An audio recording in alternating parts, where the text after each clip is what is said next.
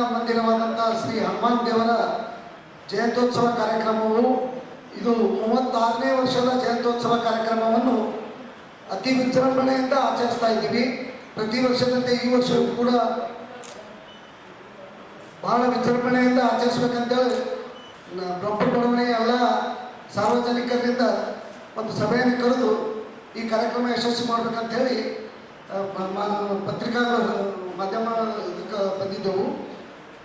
ಏನಪ್ಪ ಅಂದ್ರೆ ಪ್ರತಿ ವರ್ಷದಂತೆ ದಿನಾಂಕ 1ನೇ ತಾರೀಕದಂದು ರಾತ್ರಿ 9 ಗಂಟೆಗೆ ವಿವಿಧ ಕಲಾ ತಂಡದ ವತಿಯಿಂದ ಭಜನಾ ಕಾರ್ಯಕ್ರಮ ನೆರವೇರುತ್ತದೆ. ಬೆಳಗ್ಗೆ 5 ಗಂಟೆವರೆಗೆ 5:30 ಆದ ನಂತರ 6 ಗಂಟೆಗೆ ಹಾಗೆ ತೊಟ್ಟಿಲು ಕಾರ್ಯಕ್ರಮ ಇರ್ತದೆ ಹನುಮಾನ್ ದೇವಸ್ಥಾನದಲ್ಲಿ. ಆ ತೊಟ್ಟಿಲು ಕಾರ್ಯಕ್ರಮ ಆದ ನಂತರ ಅಭಿಷೇಕ ಕಾರ್ಯಕ್ರಮವಿರುತ್ತದೆ. ಅಭಿಷೇಕ ಕಾರ್ಯಕ್ರಮ ಆದ ನಂತರ ಬೆಳಗ್ಗೆ 10 ಗಂಟೆಯಿಂದ 2 ಗಂಟೆವರೆಗೆ ಅನ್ನದಾನ ಮಹಾಪ್ರಸಾದವಿರುತ್ತದೆ.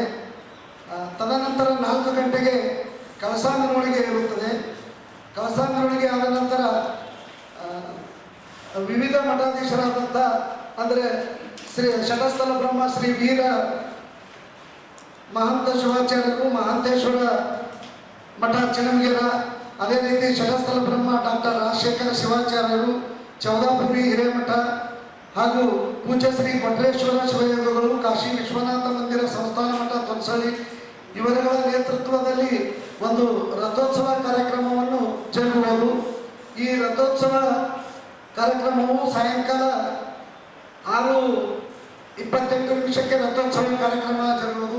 ಈ ರಥೋತ್ಸವ ಕಾರ್ಯಕ್ರಮದಲ್ಲಿ ವಿಶೇಷ ಆಹ್ವಾನಿತರಾಗಿ ಸನ್ಮಾನ್ಯ ಶ್ರೀ ತಿಪ್ಪಣ್ಣಪ್ಪ ಕಮಕ್ನೂರು ವಿಧಾನ ಪರಿಷತ್ ಸದಸ್ಯರು, ಅದೇ ರೀತಿ ಸನ್ಮಾನ್ಯ ಶ್ರೀ ಅಲ್ಲಂಪ್ರಭು ಪಾಟೀಲ್ ಶಾಸಕರು ದಕ್ಷಿಣ ಮತಕ್ಷೇತ್ರ, ಅದೇ ರೀತಿ ಸನ್ಮಾನ್ಯ ಶ್ರೀ ಶಶೀಲ್ ಜಿ ನಮೋಶಿ ವಿಧಾನ ಪರಿಷತ್ ಸದಸ್ಯರು, ಅದೇ ರೀತಿ ಸನ್ಮಾನ್ಯ ಶ್ರೀ ಜಗದೇವ್ ಗುತ್ತೇದಾರ್ ವಿಧಾನ ಪರಿಷತ್ ಸದಸ್ಯರು, ಸನ್ಮಾನ್ಯ ಶ್ರೀ ಚಂದು ನಮ್ಮ ಸಮಾಜದ ಹಿರಿಯರು ಹಾಗೂ ಕೊಲಿ ಸಮಾಜದ ಮುಖಂಡರು, ವಿಧಾನ ಪರಿಷತ್ ಸದಸ್ಯರಾದಂಥ ತಿಪ್ಪಣ್ಣಪ್ಪ ಕಮಕ್ನೂರು ಅವರ ಅಮೃತ ಹಸ್ತದಿಂದ ರಥೋತ್ಸವಕ್ಕೆ ಚಾಲನೆಯನ್ನು ಕೊಡಲಿದ್ದಾರೆ.